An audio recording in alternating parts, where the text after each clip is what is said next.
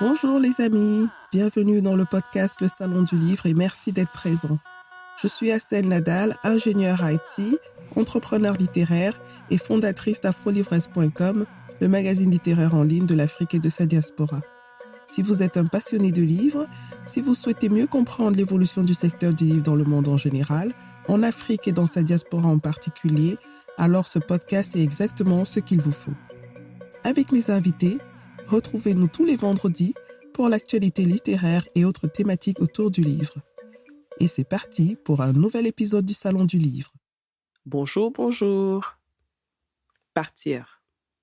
Aller chercher le bonheur ailleurs. Rêver de meilleures opportunités pour soi et pour sa famille. Partir pour mieux revenir. Revenir changer les choses.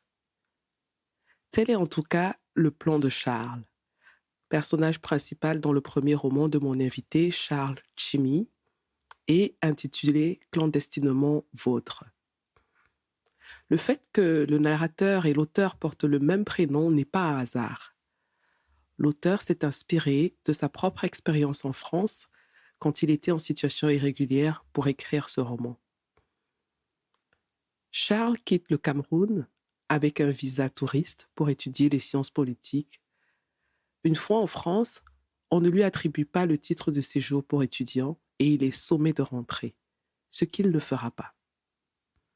Commence alors une vie de galère et d'aventure, les unes les plus cocasses et déjantées que les autres.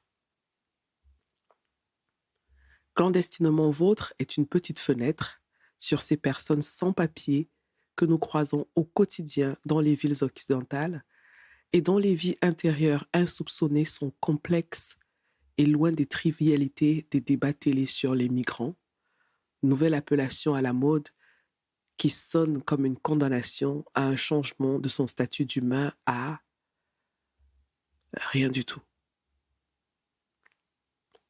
Clandestinement vôtre est publié chez J.C. Lattès et Charles Tchimi nous le fait découvrir. Bonjour Charles Tchimi. Bonjour Assel Nadal. Merci d'avoir accepté l'invitation dans le podcast de Salon du Livre. Je vous en prie. C'est un grand plaisir pour moi. Alors, je vous reçois aujourd'hui par rapport à la sortie de votre premier roman qui s'intitule... Alors, il faut que je le dise bien parce que c'est une expression qu'on n'entend pas souvent. Clandestinement vôtre, publié chez J.C. Lattès en février 2021. Alors, je l'ai lu et j'ai beaucoup ri. C'est un, c'est un livre audacieux. Ça ouvre une porte vers un milieu dont on ne parle pas. Ou alors, quand on en parle de l'extérieur, on en parle avec une certaine distance. Il s'agit de la vie en tant que personne, je dirais, je ne sais pas comment appeler ça parce que c'est tellement péjoratif, personne clandestine ou sans papier. On reviendra dans notre entretien sur ces mots et la signification de ces mots. Et donc, avant qu'on ne parle vraiment du livre, j'aimerais faire un peu mieux connaissance avec vous. Qui est donc Charles Cédric Tchimi? Alors, Charles Cédric Tchimi, c'est un jeune Camerounais de 31 ans. Je suis arrivé en France en 2014 pour continuer mes études de sciences politiques que j'avais entamées au Cameroun, à l'Institut des Relations internationales du Cameroun. Et suite à ma venue ici en France, après une année, je me suis retrouvé sans papier. Et voilà, et ça a duré 2 ans et demi, je crois. Voilà. Mm-hmm. Et sinon, actuellement, voilà, je suis auteur, j'écris à temps plein. Ok, j'aimerais revenir un peu sur votre vie au Cameroun déjà, parce qu'on ne peut pas comprendre la suite si on n'essaie pas de comprendre la genèse, l'ambiance dans laquelle vous étiez au Cameroun, qui a un grand impact sur votre décision à quitter le Cameroun. Donc, particulièrement la vie estudiantine. Est-ce que vous pouvez un peu me raconter comment était votre vie estudiantine au Cameroun, à Yaoundé? Alors, je dois dire qu'après mon bac, déjà, quand j'ai eu mon bac, je ne savais pas. Alors, moi, je croyais déjà qu'après mon bac, j'allais voyager pour faire mes études à l'étranger, mais ma mère n'avait pas de moyens, donc j'ai dû aller à SOA et m'inscrire dans une faculté sciences politiques. Alors, disons que l'ambiance là-bas était assez, ça faisait pas rêver, disons. C'est-à-dire que tout de suite, j'ai senti que j'étais dans un univers assez particulier parce que je me rappelle la première année, dans des amphithéâtres de 1500 places, nous étions comme ça à 3000. Je voyais un peu le climat et instinctivement comme ça, je me disais, qu'est-ce qu'on fait ici et à quoi bon tout ça? Parce que je voyais les professeurs qui nous dictaient les cours, quoi. C'était pas, j'avais pas l'impression d'apprendre quelque chose de fondamental dans ce contexte, voilà. Mais je me disais, bon, il y a l'université, il y a des gens qui s'y sont versés, il y a des professeurs qui font leur job, mais au fond, à quoi rime tout ça? Et quand je regardais un peu ce qui était passé avant moi dans cette université, ou bien, voilà, une minorité, parce que dans cette université à soi, il y a plein de taximans parfois qui vous disent qu'ils sont bien licenciés, qu'ils ont tel diplôme, voilà. Et donc, de façon objective comme ça, je me disais, je vais faire soi, mais j'y croyais peu. Mais en même temps, j'ai aussi j'ai eu des amis là-bas. C'était une expérience formidable parce que voilà, parce que chaque matin, je quittais de Yaoundé pour soi. Pour ceux qui connaissent un peu le Cameroun, voilà, Soir, c'est un peu comme une espèce de banlieue de Yaoundé. Et il faut prendre ce qu'on appelle les clandos. Oui. Donc, au Cameroun, déjà, je flirtais déjà avec la clandestinité. La clandestinité, parce que voilà. Faut rappeler que clando, c'est le terme qu'on donne au transport en commun privé, qui peut-être ne sont pas des clandestins, puisqu'ils ont leur papier de véhicule et tout le reste, leur autorisation. Mais je ne sais vraiment pas pourquoi on les appelle des clandos. Peut-être, je crois que c'est dans parce que je crois qu'ils parfois ils mettent plus de gens que prévu, ils les empaquent, il y a quelque chose comme ça, voilà. Ok, d'accord, je comprends mieux. Alors justement, donc, dans votre livre, vous parlez de ce chemin que vous faites de la capitale Yaoundé vers Soa, là où il y a l'université que vous fréquentez, et vous dites les mots université et mort renvoient à la même réalité au Cameroun. Est-ce que vous pouvez donner plus de précision par rapport à ça? Alors, ici, je pense que j'ai voulu un peu décrire la jeunesse camerounaise dans sa masse. Voilà. Voilà. Si vous prenez n'importe quelle université publique au Cameroun, ça dit que, prenons à Yaoundé, que ce soit l'université de Soa ou l'université de Ngouakélé, quand on regarde la réalité des étudiants là-bas, que ce soit en termes d'opportunités de travail ou de stage, ils sont très minces. Voilà.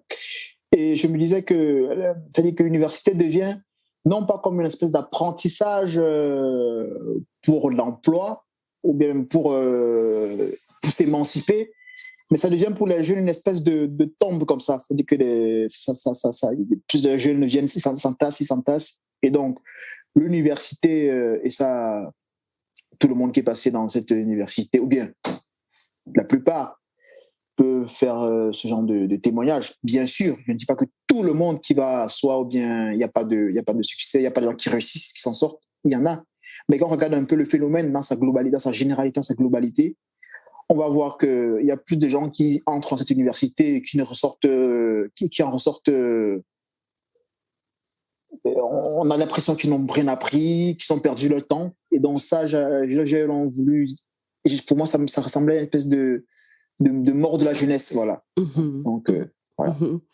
Et donc, petit à petit, après vos études, dans le premier cycle, je crois jusqu'en licence, si je ne me trompe pas, vous allez maintenant dans une école de diplomatie. Vous commencez à fréquenter cette école-là, mais après un court temps, l'école vous dit de revenir dans 7 mois, sans aucune explication. Et vous vous retrouvez comme ça à la maison, déjà une petite errance. On va revenir sur l'errance plus tard dans votre parcours. Et il faut que vous occupez, il faut que vous ayez un peu d'argent parce que vous n'avez pas de revenus. Et vous rencontrez, alors c'est pas une rencontre parce que vous le connaissez déjà, votre oncle tonton Pierre, qui est exploitant de cacao. Alors, racontez-moi un peu, en quelques mots, ce passage de la vie d'étudiant à la vie de, exploitant cacao, de café, parce que c'était pas le cacao, c'était le cacao ou le café? Cacao. Voilà. Racontez-moi ça un petit peu. Alors, avant de raconter, quand même une petite précision tout de même que, alors, certes, c'est un roman inspiré de ma vie, mais ça reste un roman où j'ai fait beaucoup, voilà.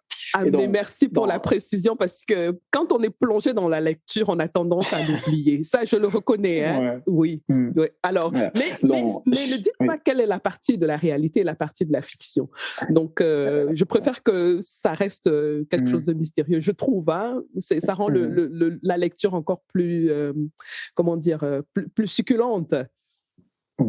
Et il me serait même très difficile, franchement, de dire qu'est-ce qui est réalité et qu'est-ce qui est fiction, parce que là, le travail d'écriture est passé. Alors, et ça précisément sur ce passage, la rencontre avec tonton Pierre, et là précisément, j'ai amalgamé le réel et la fiction un peu, ouais, effectivement. C'est vrai qu'après mes études, quand je suis entré à l'université à l'IRIC, à l'Institut de diplomatie, on a eu comme ça un petit passage à vide, au passage à vide où des congés qui étaient censés faire 2 semaines. Après, on devait reprendre les cours. Ce sont, je crois, 3 mois, 4 mois, voilà. Et pendant ce temps, voilà, j'avais rencontré un oncle ou bien une connaissance familiale, comme ça, et qui m'a fait découvrir l'univers du cacao. Et donc, oui, j'ai travaillé au Cameroun avec lui dans sa petite entreprise d'exportateur de cacao. Voilà. Ce qu'on appelle des coxeurs, en fait. Lui, c'était plus un coxeur, si les gens connaissaient l'expression. Non, je ne connais pas l'expression. C'est quoi un coxeur? Alors, un coxeur, c'est quelqu'un qui va auprès des pays, des cacaculteurs, pour acheter du cacao, et qui... alors, il y a les importateurs de cacao qui arrivent au Cameroun, qui donnent de l'argent, et le coxeur, lui, prend cet argent. Il va maintenant dans les villages ou auprès des agriculteurs pour payer directement. Voilà. Donc, c'est l'intermédiaire, quoi. En effet, voilà. Et donc, c'est une activité très lucrative, pour ceux qui savent un peu, parce que, voilà. Et donc, j'ai fait ce travail pendant 3-4 mois. Voilà. Et après, j'ai arrêté de travailler, parce que moi, mon but n'était pas d'être un exploitant de cacao, quoi, même si c'est une activité très rémunératrice. Et donc, mon oncle, il m'a accompagné pendant cette période, et d'autant plus que, justement, quand je l'ai rencontré, moi, j'étais déjà en train de faire la procédure pour voyager. Et c'est vrai que j'avais aussi besoin d'argent à ce moment-là, et comme cet oncle-là, il avait beaucoup d'argent, puisqu'il travaillait dans le cacao. Et donc, j'ai pu garder un peu de sous, faire le passeport, faire des démarches, voilà, acheter mon billet d'avion, et voilà. Alors, justement, par rapport à votre envie de quitter le Cameroun et partir en France, parce qu'il faut préciser, il n'y avait pas une autre destination, c'était la France. Mais d'où vient cette passion qu'on ressent dans le livre, hein, cette passion pour la France? On la ressent déjà dans votre style d'écriture, dans les références que vous avez très souvent par rapport aux auteurs classiques français. Et j'étais étonnée parce que je me disais, mais dans une période où il commence à avoir de l'argent, donc pourrait éventuellement construire quelque chose sur place au Cameroun, ce rêve reste. Il nourrit ce rêve et il fait tout pour atteindre ce rêve. Qu'est-ce qui fait cette passion pour la France et cette envie de partir du Cameroun? Alors, mon narrateur, puisque c'est de lui qu'il s'agit, moi, je ne dirais pas qu'il est... Alors, il est passionné, il aime la France. Déjà. Je pense que son lien avec la France, c'est un peu d'abord parce que je pense que sa langue maternelle, c'est le français, en fait. C'est la seule langue qu'il maîtrise, en fait. Et il a été élevé avec, il a été éduqué. Donc, il a un lien très un lien très, très passionné avec la langue française. Et pour lui, s'il y a un pays à l'extérieur dans lequel il doit aller, pour lui, c'est la France. Mhm. Alors, mais le fait quitter du Cameroun pour la France, ou bien ce qui lui donne cette énergie, c'est pas tant le fait qu'il aime la France, mais c'est le sentiment qu'il s'est dit, si je ne quitte pas d'ici, ma vie ne ressemblera pas à grand-chose, en fait. Il a une espèce d'instinct de survie, en fait. Il est guidé plus par ça, en fait, que par le rêve d'arriver en France. Certes, il aime la France, mais je pense que c'est plus l'instinct l'envie de s'extirper d'un milieu où il sent qu'il ne peut pas déployer ses forces, son talent, ses énergies. Voilà. Et donc, c'est comme ça qu'il décide donc de partir en France et pas aux États-Unis ou pas au Canada, parce qu'aux États-Unis, il aurait fallu qu'il ait un lien plus étroit avec la langue anglaise, Oui. mais c'est le français. Oui. Voilà. Donc c'est le lien avec le français. OK. Et j'ai même l'impression que ça sonne pour lui comme, même comme un droit à certains moments. Parce que il est étonné quand on lui refuse certaines choses. Mais comment lui, Charles, parce qu'il s'appelle Charles, hein, le narrateur, il a le même prénom que l'auteur, il se pose des questions, il est parfois étonné, mais comment on peut me refuser ce que je demande alors que je sais parler cette langue parfois mieux que le français de souche. Et donc, ce rapport qu'il a avec la France est comme un rapport de, comment dire, il attend une reconnaissance de cette France comme lui appartenant à cette France-là. Est-ce que c'est juste de le dire? C'est à peu près ça, mais ce n'est pas simplement... D'ailleurs, on n'a pas raconté tout le livre, oui. Mais ce n'est pas simplement parce que c'est lui, Charles, en fait. Je pense que le narrateur, c'est qu'il découvre, ou bien c'est qu'il... pour lui, en fait, ce droit d'ailleurs, ça c'est dans la Déclaration des droits de l'homme, il est écrit que tout homme est libre de vivre où il veut, quoi. Ça, voilà. Charles, au fond, il dit, voilà, moi, je vais vivre là-bas. Voilà. Au nom de quoi? Je vais vivre là-bas. Je ne suis pas un délinquant, je ne suis pas un fou. Je peux m'intégrer parce que voilà, j'ai une raison. Voilà. Au nom de quoi maintenant une personne m'interdirait ce droit de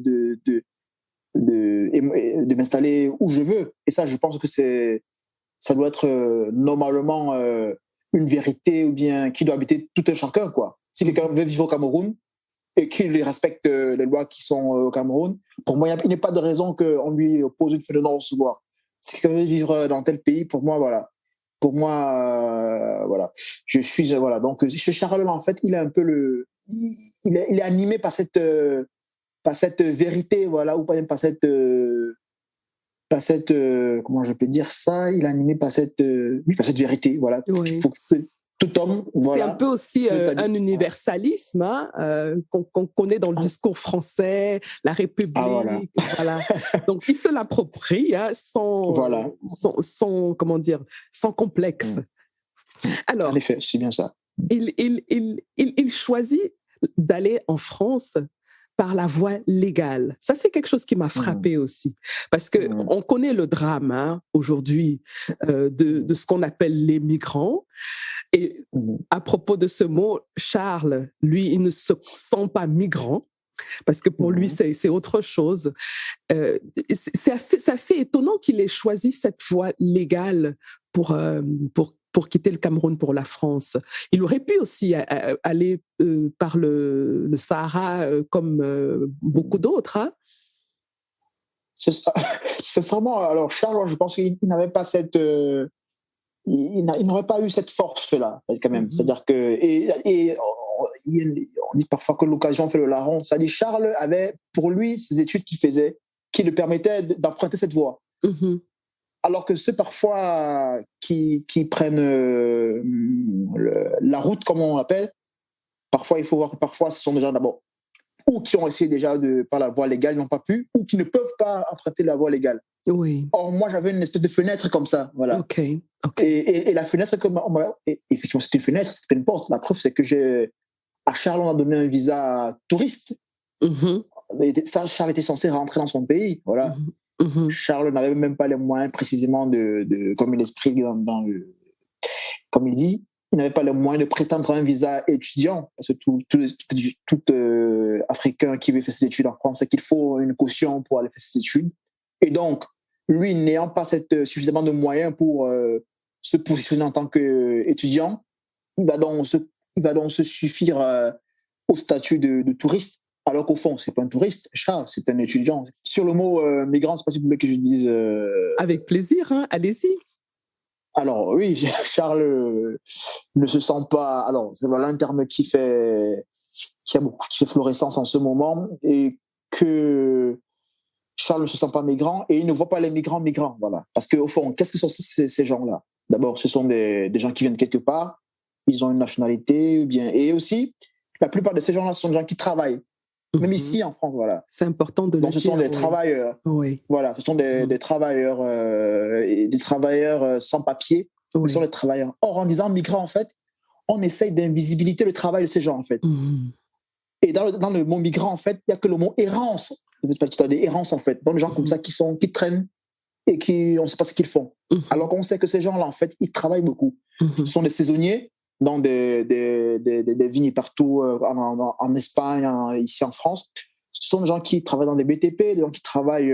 voilà. Et moi, précisément, mon narrateur, en tant que sans-papier, il a côtoyé ces gens de très près, qu'on appelle migrants, et qui, eux, ont pris la route, voilà.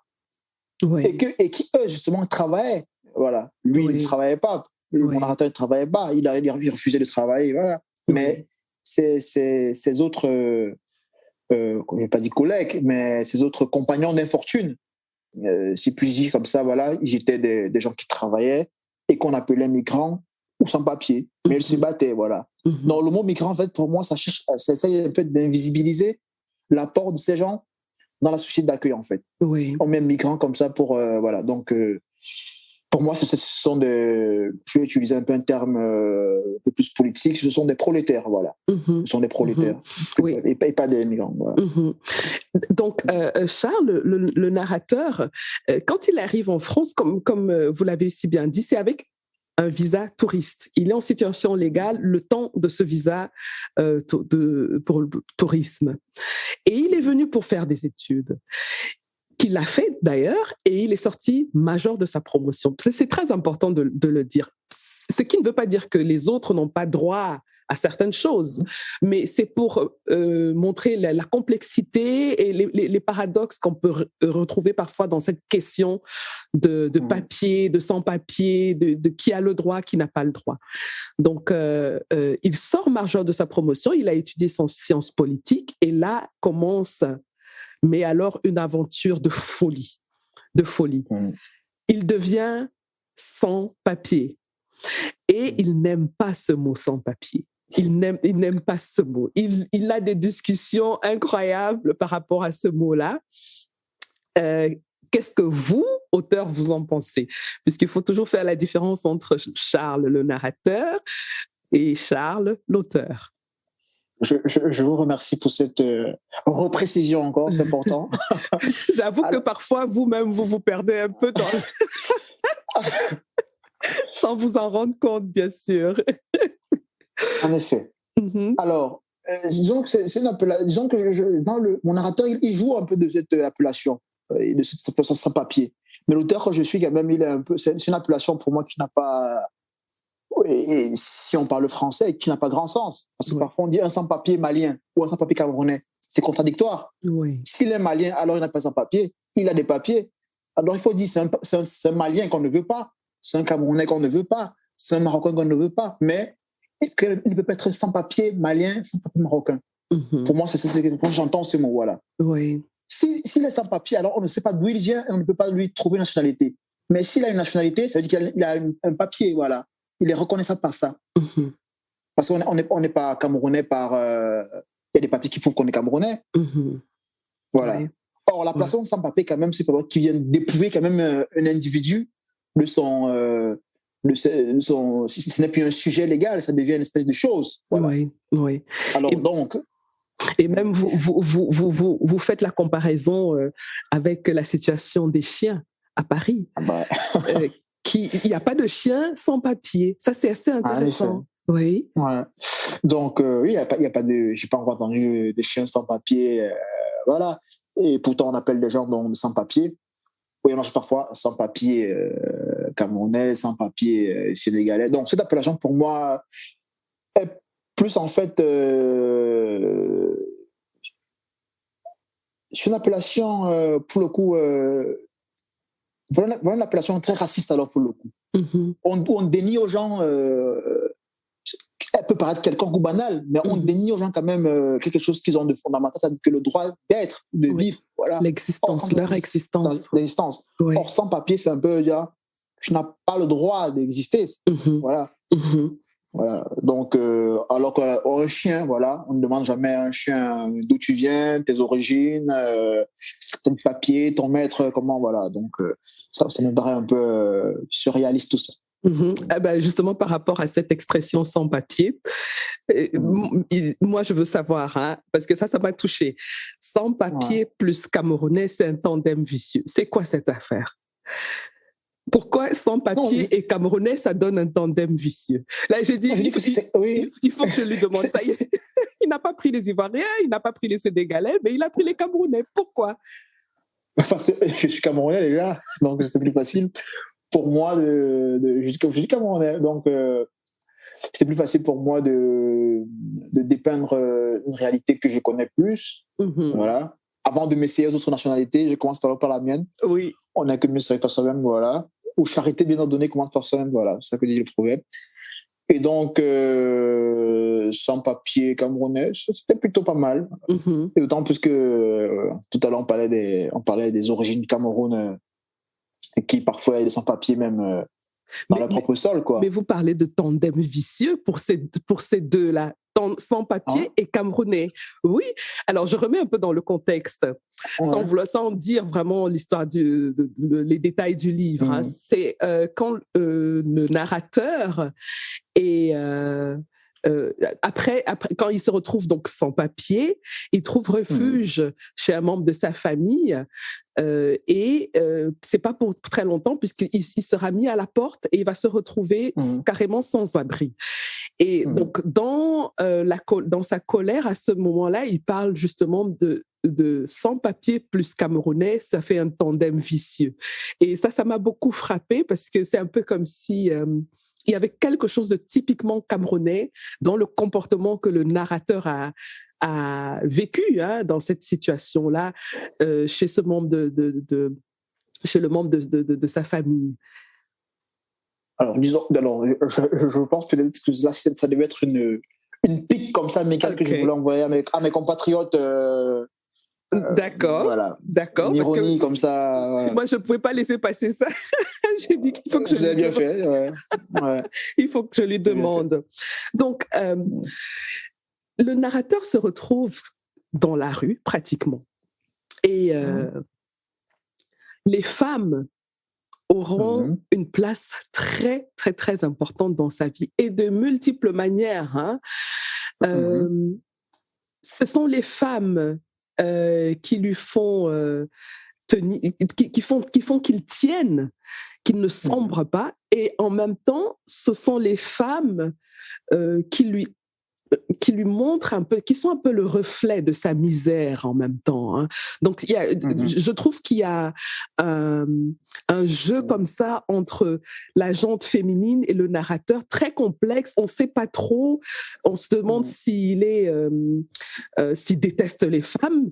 Mais à un moment, on se dit, mais vu de la situation dans laquelle il se trouve, est-ce qu'il a vraiment le choix?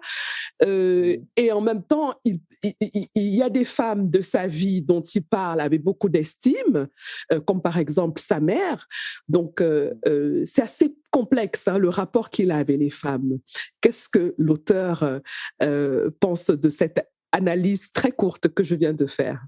Ah bah déjà, je trouve très intéressant ce que vous venez de dire sur cet effet, ce double effet.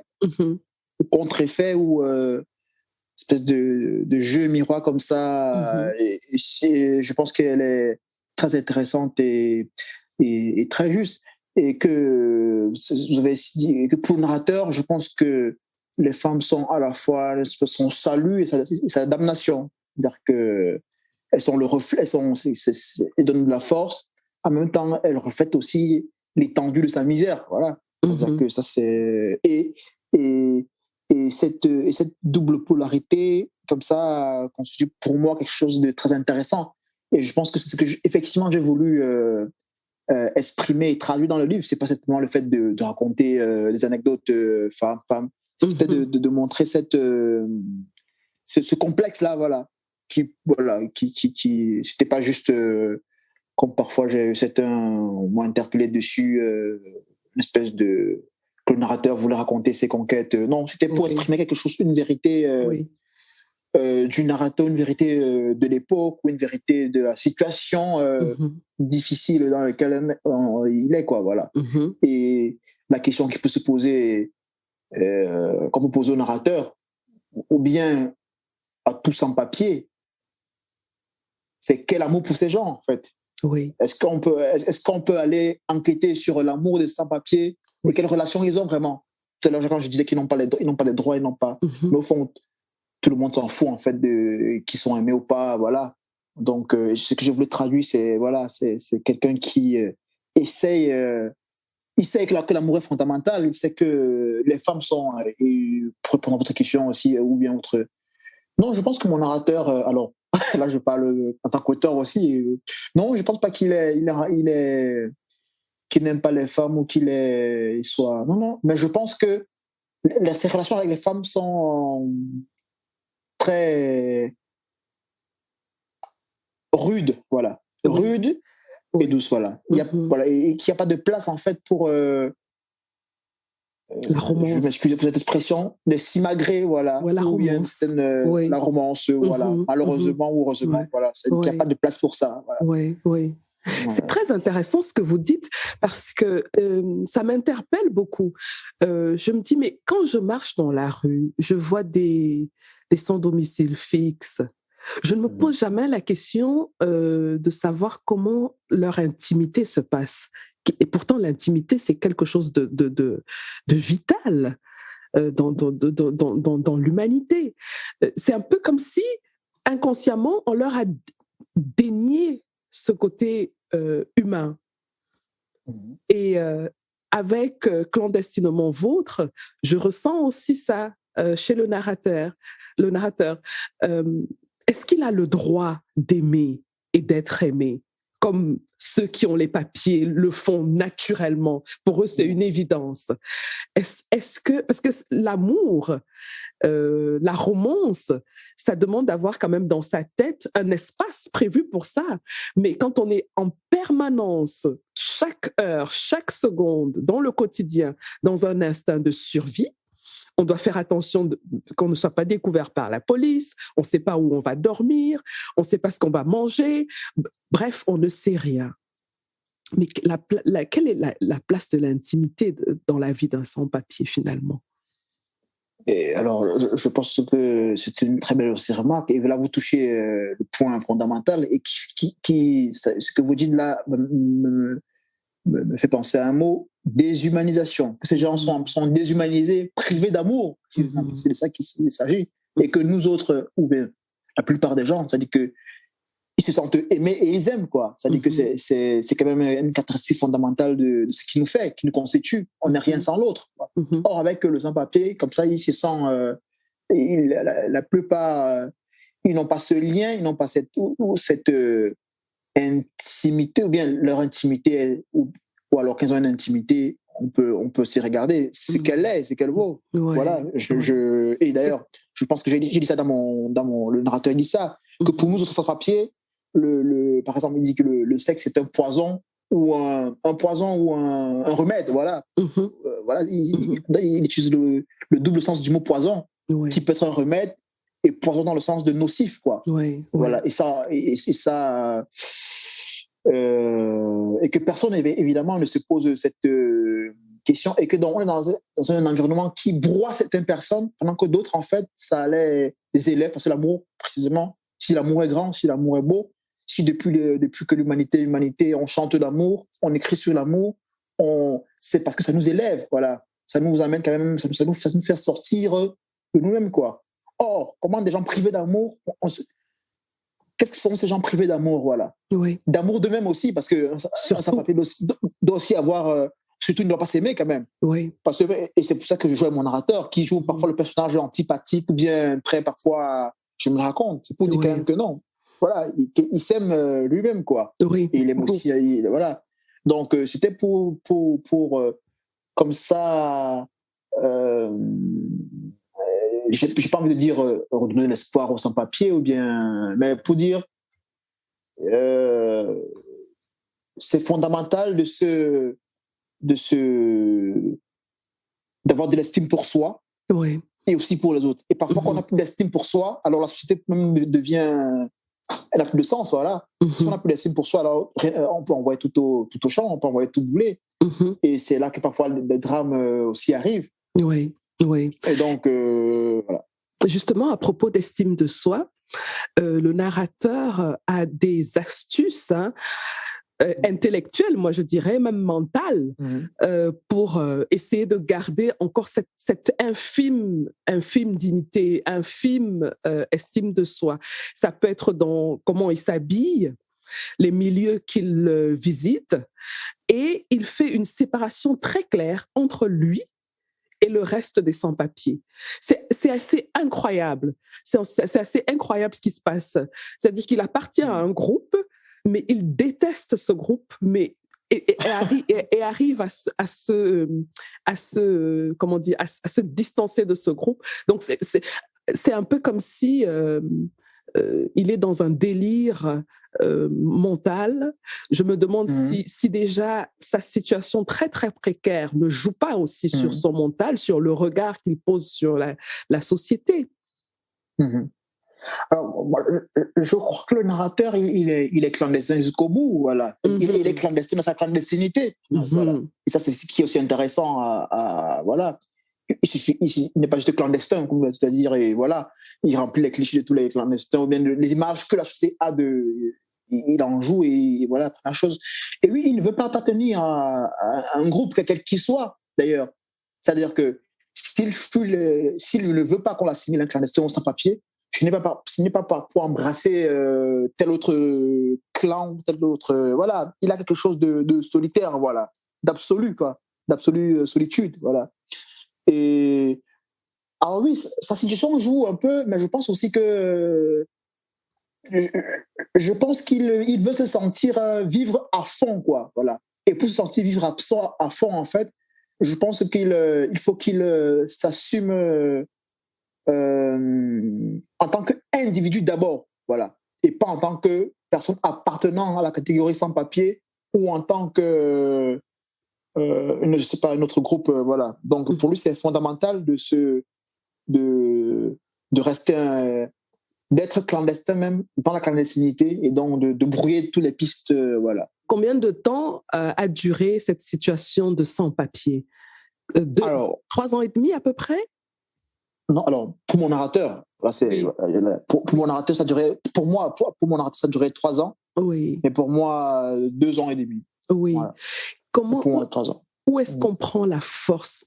D'où est-ce qu'on tire la force de tenir chaque jour les difficultés, les questions existentielles dont je parlais tout à l'heure? Je vais manger quoi aujourd'hui? Est-ce que je vais manger? Parce que quand on dit je vais manger quoi, c'est comme si on a déjà le choix. Mais est-ce que je vais manger? Où est-ce que je vais dormir? C'est incroyable. C'est incroyable. Comment on fait pour tenir? Comment on fait pour ne pas se tirer une balle dans la tête?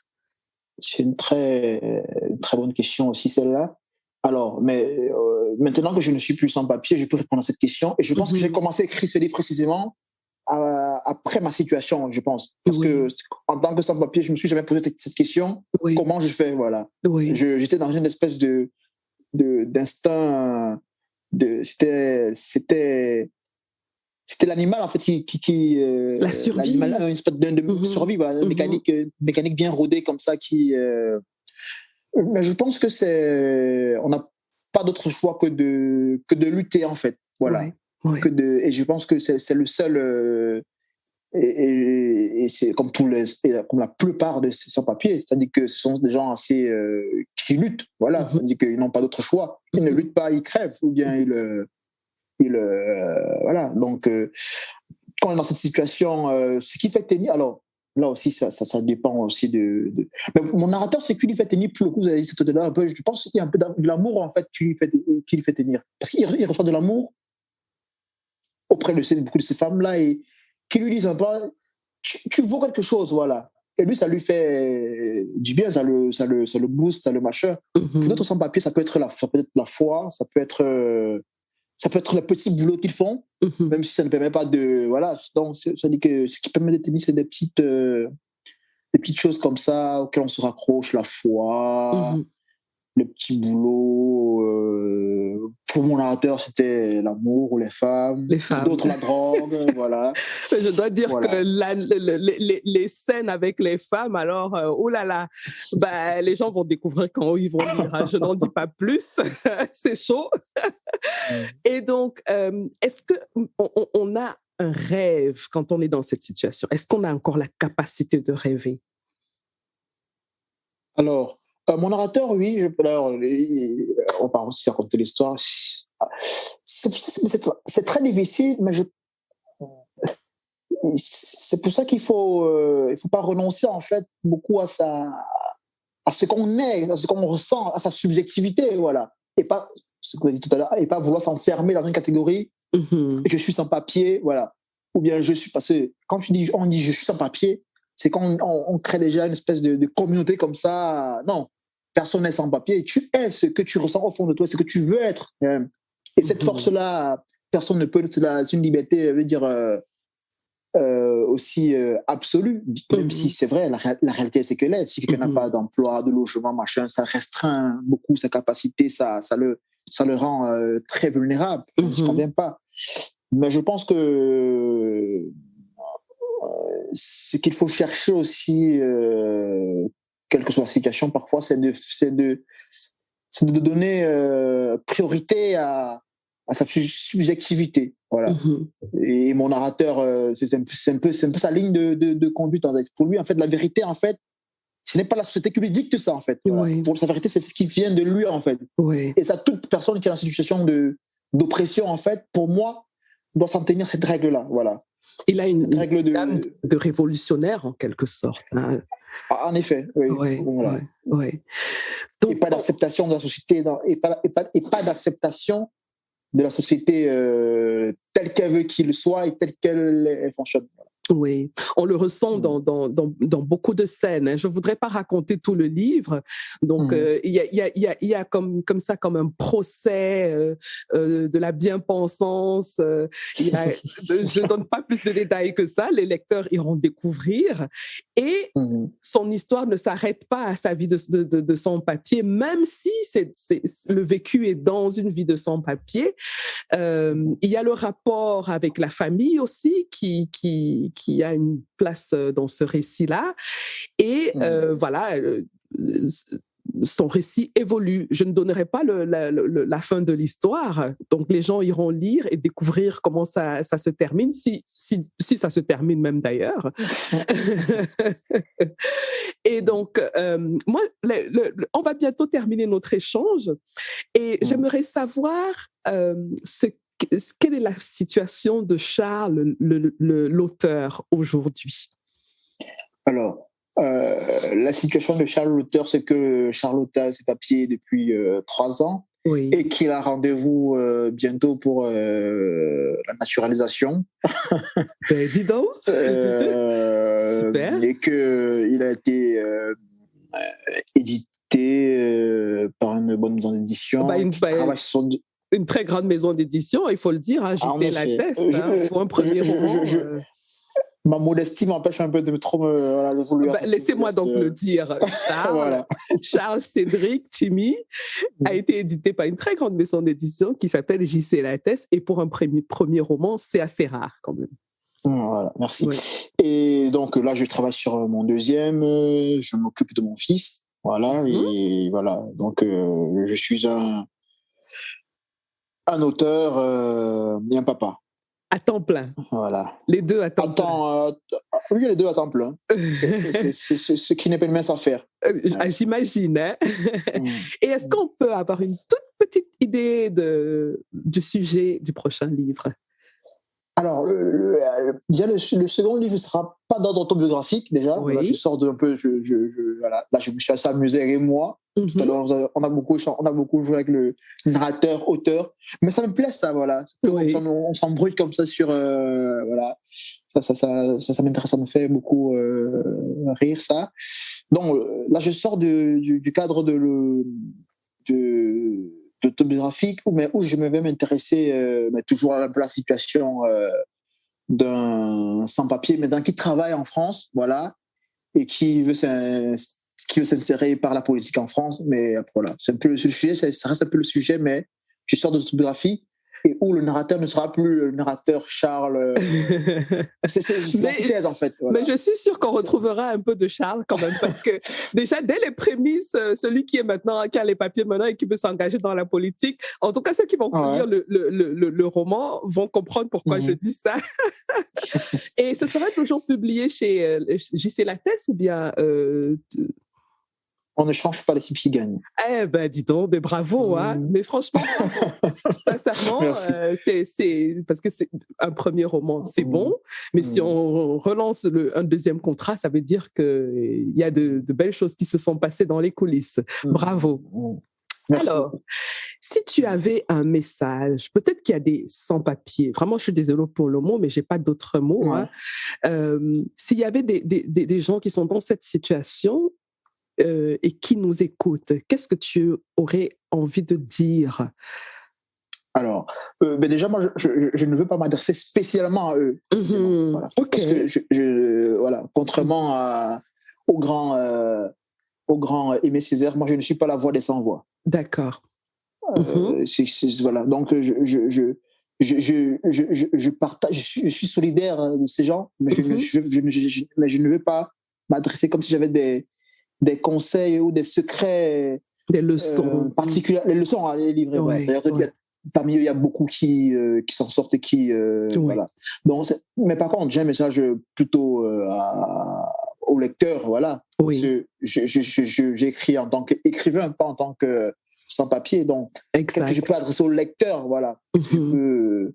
Mais alors, c'est de me faire l'honneur d'abord de lire précisément ça, comme un roman et pas comme une biographie, parce que c'est pas ma vie, ça a été un peu ça, mais on parle à résumer à ça, première chose. Et s'il fallait quand même à tout prix quand même dire un mot pour le sans-papier, ce n'est que de lutter du courage, quoi. De courage et d'espoir, voilà. Ce n'est que ça que je peux dire pour les sans-papiers, pour le lecteur. Qu'ils me lisent, qu'ils nous lisent, voilà. Oui. C'est pour ça qu'on fait le travail qu'on fait. Hein, merci beaucoup. Et c'est d'ailleurs, avec Afrolivresse. Avec plaisir. C'est une très grande initiative. J'ai vu vos podcasts et bon, moi je connaissais un peu déjà Afrolivresse parce que j'ai un ami qui m'a parlé de vous et qui voilà, donc je connaissais un peu le travail. Oui. Donc merci et ça me fait beaucoup plaisir. Parce que vous êtes une compatriote et ça fait toujours plaisir de voir que, parce que, alors, il est publié en France, dont la plupart parfois que les gens avec qui j'ai plus en contact ce sont des Français, voilà. Et parfois on se demande, est-ce qu'on a juste écrit pour des Français ou bien pour le monde entier? Donc parfois ça fait très plaisir de voir que des gens avec qui on partage, je peux dire, une même histoire commune, vous et moi, on vient du même pays, donc ça fait plaisir de voir que d'autres personnes s'approprient en fait de ce livre-là et voilà, donc merci. C'est moi aussi qui vous remercie parce que j'ai aimé le livre et ça m'a beaucoup interpellée aussi sur mon propre regard que j'ai sur les gens qui m'entourent tout simplement et qui n'ont pas les mêmes conditions de vie que moi, parce que j'ai la chance quand même de n'avoir pas vécu cette situation où je me pose la question de savoir qu'est-ce que je vais manger, où est-ce que je vais dormir et ainsi de suite. Donc, il est très important, je pense, de temps en temps, qu'on se rappelle que l'humanité est la base de tout. Donc, ce n'est pas sa situation sociale ou financière qui définit vraiment qui on est. Hein. Et je mettrai les informations pour trouver le livre, acheter le livre dans la description de l'épisode. Donc, ceux qui nous écoutent, vous pouvez aller sur www.afrolivresse.com/podcast. Vous cliquez sur le lien de cet épisode et vous allez avoir la description de l'épisode dans laquelle vous trouverez tous les liens nécessaires pour acheter le livre. Où est-ce qu'on peut te trouver? Je dis déjà tu. Ça, c'est incroyable chez moi. C'est pas grave. OK. Le tu me va très bien aussi. Merci. Où est-ce qu'on peut te trouver si on veut prendre contact avec toi? Alors, depuis peu, je suis un féru de réseaux sociaux. J'ai un compte Instagram, Charles Cédric Chimi. Voilà. On peut me retrouver là-bas. Ou sur Twitter aussi, Charles Cédric Chimi sur Twitter et sur Instagram. On peut me retrouver sur ces deux réseaux sociaux. Voilà. D'accord. Je précise que Chimi, c'est T-S-I-M-I. S-I-M-I. Exactement. Et on dit Chimi. Chimi. Voilà. Donc, c'est très important. Voilà. C'est très, très important. On dit Chimi, mais ça s'écrit T-S-I-M-I. T-S-I-M-I. Voilà. Une dernière question. Si tu devais éliminer quelque chose dans ce monde, qu'est-ce que ce serait? Bonne question. Alors, si je devais éliminer quelque chose dans ce monde, qu'est-ce que ce serait?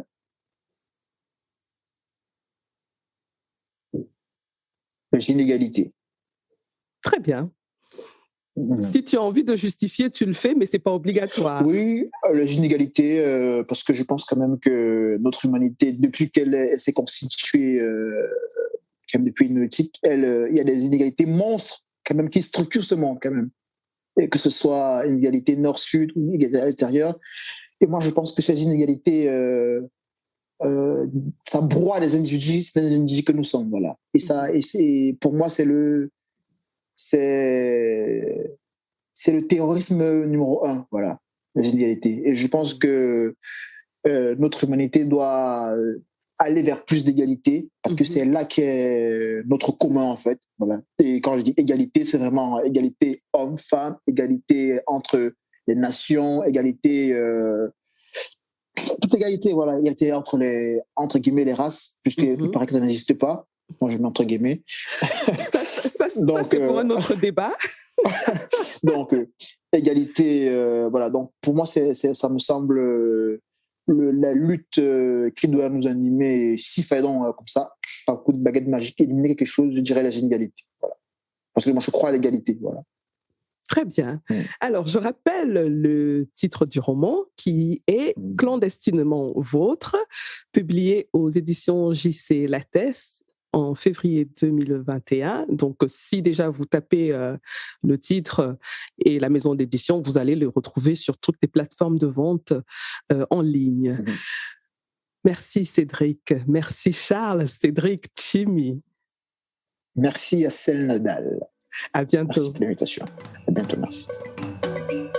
Voilà les amis, c'est terminé pour aujourd'hui. Merci d'avoir écouté jusqu'au bout.